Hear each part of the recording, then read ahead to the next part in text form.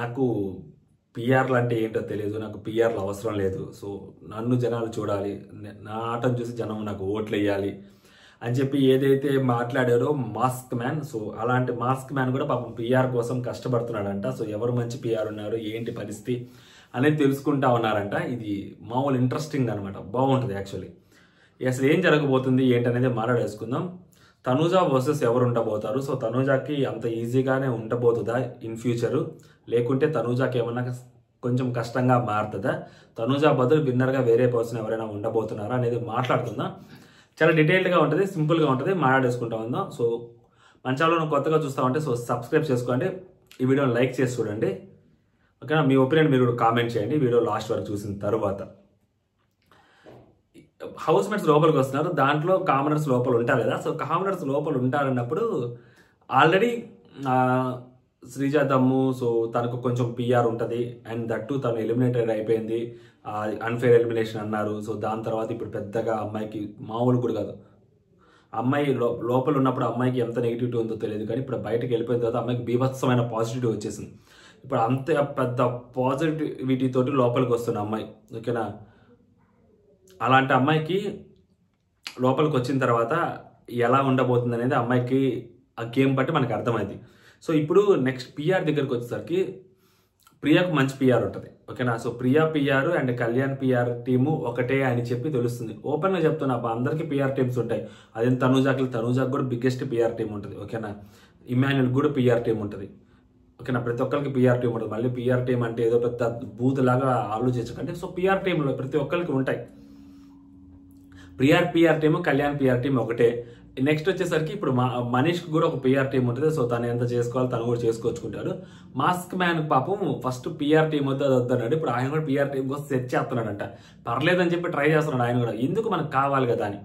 ఇప్పుడు ఏమవుతుందంటే వీళ్ళు ఎవరైనా లోపలికి వచ్చినా కానీ తనూజా వర్సెస్ పెట్టుకోవాలి. ఎందుకు ఆయిషా లోపలికి వచ్చి రాగానే నువ్వే నా టార్గెట్ అని చెప్పింది, ఎందుకు తనూజాకి. అప్పుడు తనూజాకి అర్థమైంది. దాని తర్వాత నువ్వు టాప్ 3లో ఉంటావు అని చెప్పి మాధురి గారు కూడా చెప్పారు. మాధురి గారు వర్సెస్ తనూజా అవుతుంది అనుకున్నాం. సో మాధురి గారు కూడా తనూజాతో ఉండిపోయారు.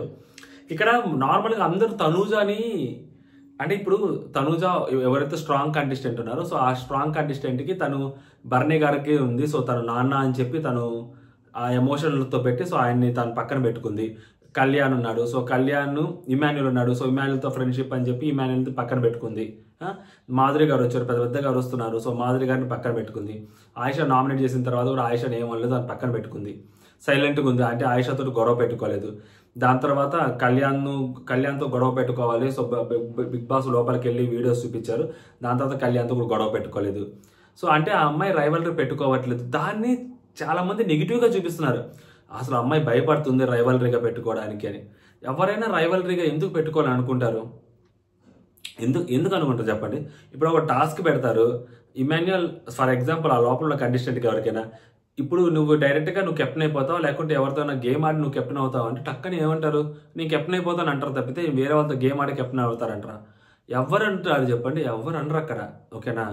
అక్కడ క్లియర్గా తెలిసి అమ్మాయికి ఎందుకు వేరే వాళ్ళని రైవల్రీ పెట్టుకోవాలి, దీన్ని నెగిటివ్ ఆబ్జెక్ట్లో చెప్తున్నారు చాలామంది. యాక్చువల్గా అది తన తెలివితేటలు. సో తను ఎవరైతే ఆపోజిట్లో ఉన్నారో వాళ్ళు గేమ్ ఆడకుండా ఆ అమ్మాయి పక్కన ఉండిపోతున్నారు. వాళ్ళు చేసుకుంటుంది, ఆ అమ్మాయి చేస్తుంది ఏం కాదు కదా. ఫర్ ఎగ్జాంపుల్ ఇప్పుడు కళ్యాణ్ ఉన్నాడు, కళ్యాణ్ గురించి ఆ వీక్ ఏదైతే జరిగిందో టాస్క్ల వీక్ ఇమాన్యుల్ నెగిటివ్ చేసి చెప్పాడు. కళ్యాణ్ నిన్ను వాడుకుంటున్నాడు, నువ్వు వీక్ కాదు, కళ్యాణ్ కళ్యాణ్ వీక్ అని అలా చేస్తున్నాడు, నువ్వు వీక్ కాదు, నువ్వు ఆలోచించుకో అది ఇది అని చెప్పారు. అమ్మాయి అయినా కానీ కళ్యాణ్ తోటి మాట్లాడలేదే, కళ్యాణ్కి ఆపోజిట్ కాలేదే. సో కళ్యాణ్కి సపోర్ట్ కాడింది. సో కళ్యాణ్కి చెప్పింది, అదే అమ్మాయి క్యారెక్టర్, దానికి కళ్యాణ్ ఇంప్రెస్ అయ్యాడు. దాని తర్వాత మళ్ళీ ఇప్పుడు కళ్యాణ్ నామినేట్ చేద్దామని అనుకున్నాడు, ఓకేనా?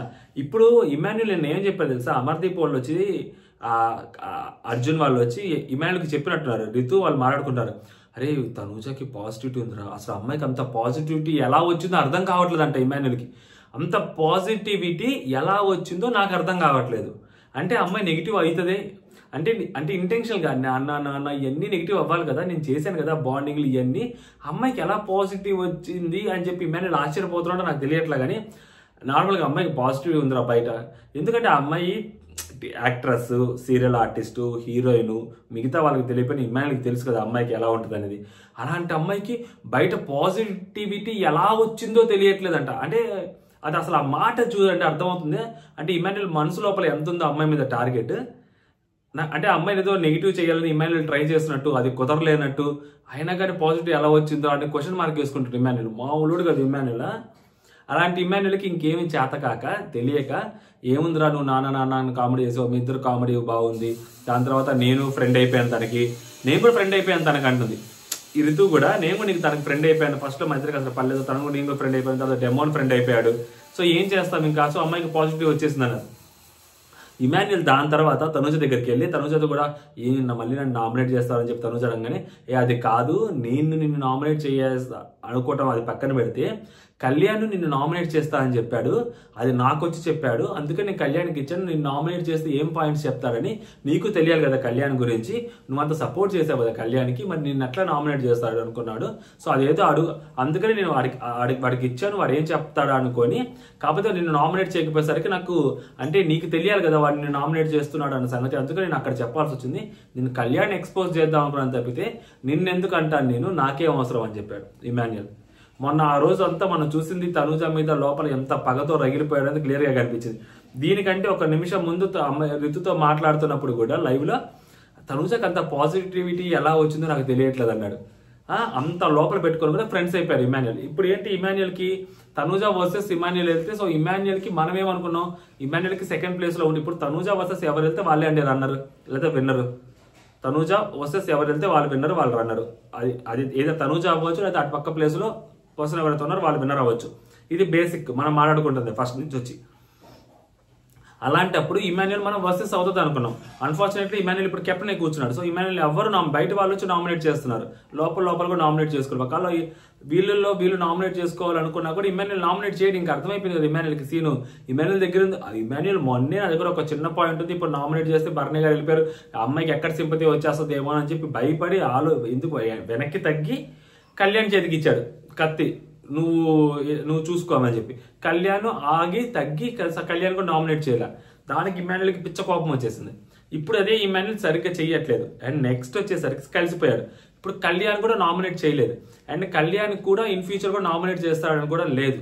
ఓకే, అమ్మాయిని ఈ వీక్ అయితే కష్టము, నెక్స్ట్ వీక్ ఏమైనా చేస్తాడో ఏమో తెలియదు.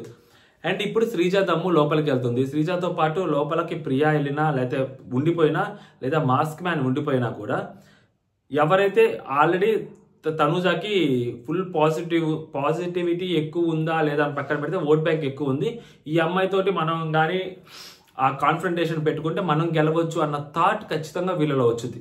ఆయిషాకి ఆల్రెడీ ఆ థాట్ ఉంది కాబట్టి ఆయిషా ట్రై చేసింది. అన్ఫార్చునేట్లీ పాపం అమ్మాయికి హెల్త్ బాగాలేక బయటకు వెళ్ళిపోతుంది. రమ్య ట్రై చేస్తుంది. బట్ రమ్య ట్రై చేసినా రమ్యకి అంత ఛాన్స్ లేదు, ఎందుకంటే రమ్యకి ఆ లూజ్ ఓట్స్ ఎక్కువ వచ్చేస్తుంటాయి, అమ్మాయికి అంత ఓట్ బ్యాంక్ కూడా లేదు, అండ్ అమ్మాయి అంత దూరం కూడా వెళ్ళదు. ఓకేనా, జస్ట్ ట్రై చేస్తుంది అమ్మాయి అంతే. ఇప్పుడు లోపలికి వస్తున్న ఎవరైనా ఎస్పెషల్లీ శ్రీజ దమ్ము ఉందనుకోండి, ఇప్పుడు ఆ అమ్మాయి భరణి గారు వస్తారు, తర్వాత వీళ్ళందరూ వస్తారు.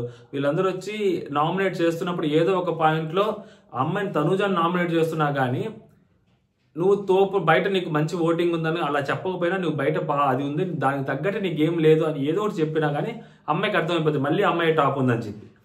సో కాబట్టి ఇప్పుడు అలా చెప్పకుండా నామినేట్ చేయగలగాలంటే సరైన పాయింట్లు పెట్టి నామినేట్ చేయాలి.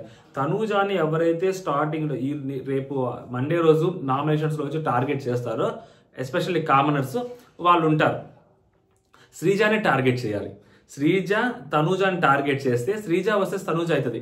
ఇప్పుడు ఏంటి, కళ్యాణ్ దగ్గర ఏదైతే ఓట్ బ్యాంక్ ఉందో ఆ కళ్యాణ్కి vote bank Sreeja vote bank add అవుతుంది కళ్యాణ్కి.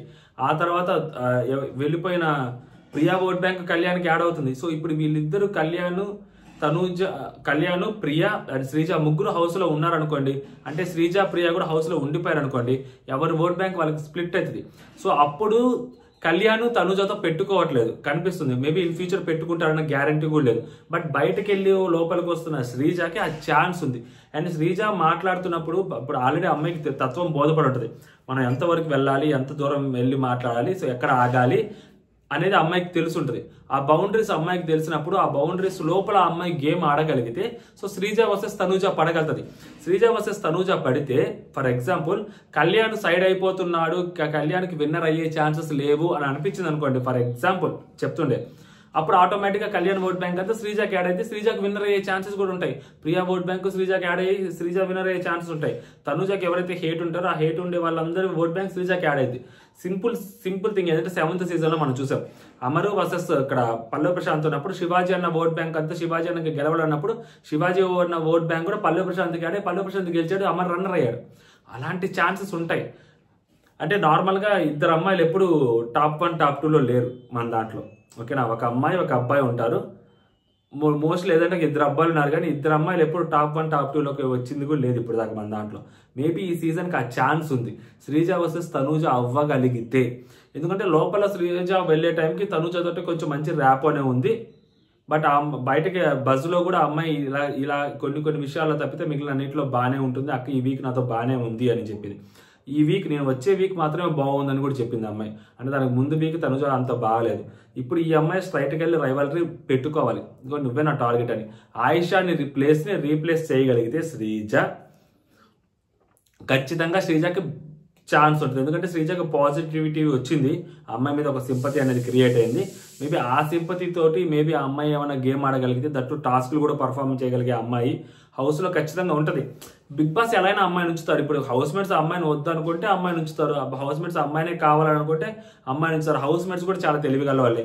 ఈ అమ్మాయి త్రూ ఆడియన్స్ ద్వారా కాకుండా వైల్డ్ కార్డ్స్ ద్వారా వెళ్ళింది కాబట్టి మేము ఫెయిర్ ఛాన్స్ ఇస్తున్నాము, ఈమెకి రెండో ఛాన్స్ అని చెప్పి ఆడియన్స్లో వాళ్ళు పాజిటివిటీ అవ్వడానికి కూడా ఈ అమ్మాయికి శ్రీజాకి ఛాన్స్ ఇచ్చే అవకాశం ఉంటుంది. ఒకవేళ వాళ్ళు ఇవ్వకపోయినా కానీ బిగ్ బాస్ మామ వాళ్ళ చేత ఇప్పించకపోయినా కానీ బిగ్ బాస్ మామ పంపిస్తారు లోపలికి.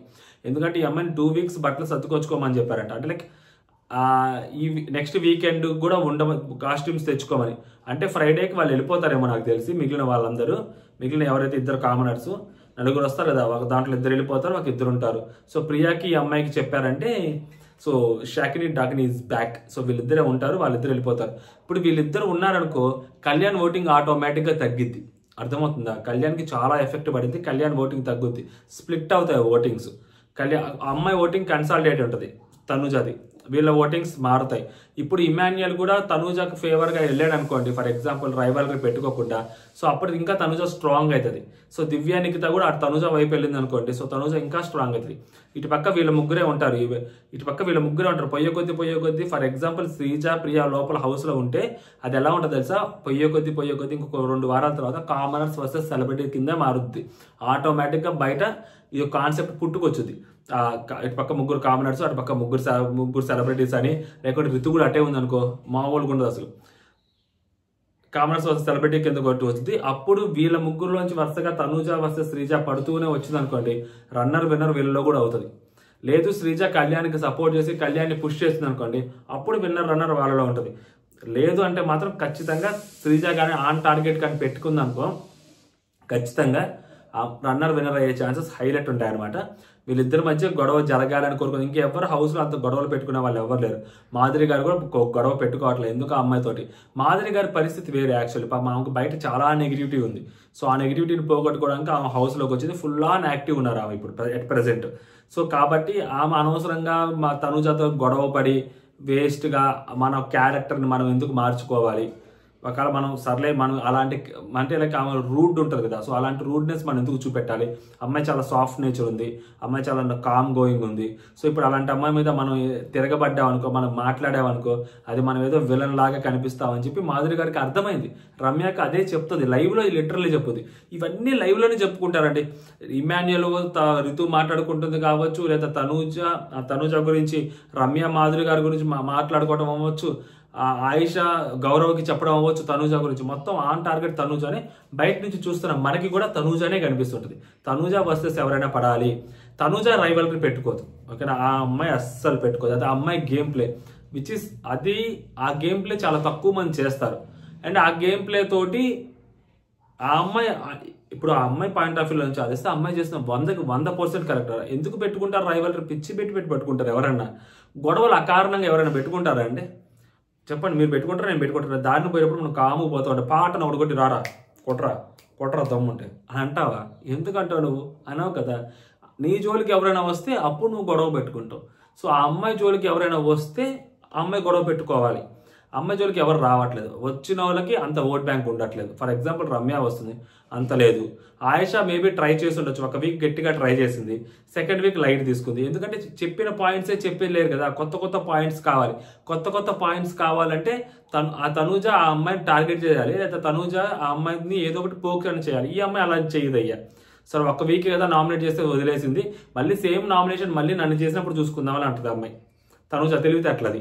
ఇప్పుడు ఆయేషా మొన్న ఏమనింది, సేమ్ నామినేషన్ పాయింట్స్ మళ్ళీ నిన్ను నామినేట్ చేయడం నా వల్ల కాదురా, వీక్ చూస్తాం కదా, దాన్ని బట్టి మళ్ళీ చేంజ్ చేసుకుందాం అంటది అమ్మాయి. ఎవరైనా ఒక్క వారమే చేస్తారు, అది తనూజ తెలివితేటలు అనమాట. ఫర్ ఎగ్జాంపుల్ ఇప్పుడు ఇమాన్యుయల్ టార్గెట్ చేసిన తనూజని ఒక వారం చేయగలుగుతాడు, ప్రతి వారం చేయలేడు కదా తనూజని. సో తనూజ ఏంటి, నెక్స్ట్ వీక్ మళ్ళీ ఇమాన్యుయల్ టార్గెట్ చేయదు, ఇమాన్యుయల్ నామినేట్ చేయదు, అమ్మాయి లైట్ వదిలేసుకుంటుంది. అమ్మాయి వేరే ఏదో ఒక నామినేషన్ చేసుకుంటా ఉంటుంది చాలా తెలివిగా. అదే అమ్మాయి గేమ్ ప్లే. అప్పుడు ఇమాన్యుయలే టార్గెట్ చేస్తా ఉన్నాడు అనుకో, సింపతి ఎవరికి వచ్చింది, తనూజకు వచ్చింది.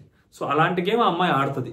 ఓకేనా, ఆ అమ్మాయికి అలాంటి ఓటింగ్ కావాలి. అమ్మాయికి ఇప్పుడు బలం లేని చోట మనం బుద్ధి బలం ఉపయోగించి ఏదో ఒక విధంగా మనం సస్టైన్ అవ్వడం, మనం ముందు ఉండడం అనేది కావాలి. సో తనూజ అలా ఆడుద్ది అనమాట. దానికి చెక్ పెట్టాలి అంటే శ్రీజ కొంచెం గేమ్ మార్చాలి. సో శ్రీజ వర్సెస్ తనూజ అవ్వాలి, అప్పుడు రన్నర్ విన్నర్ వీళ్ళిద్దరిలోనే ఉంటుంది, చూడడానికి కూడా బాగుంటుంది. లేదు శ్రీజ వచ్చి కళ్యాణ్కి సపోర్ట్ చేస్తే కళ్యాణ్ వర్సెస్ తనూజ మాత్రం ఉంటుంది. సో తనూజ ఒక పక్క ఉంటుంది, ఈ పక్క ఎవరు ఉంటారు అనేది శ్రీజ వచ్చి డిసైడ్ చేయాలి. తను ఉండాలనుకుంటుందా లేకుంటే కళ్యాణ్ ఉంచాలనుకుంటుందా అని. ఇమాన్యుయల్ వల్ల అయితే కాదు, ఎందుకంటే ఓటింగ్లో కూడా రాలేదు ఇమాన్యుయల్. 7 వీక్స్ అయిపోతున్నాయి. ఈ వీక్ కూడా కళ్యాణ్ మనోడు కెప్టెన్ అయి కూర్చున్నట్టు నెక్స్ట్ వీక్ ఓటింగ్లోకి రాడు.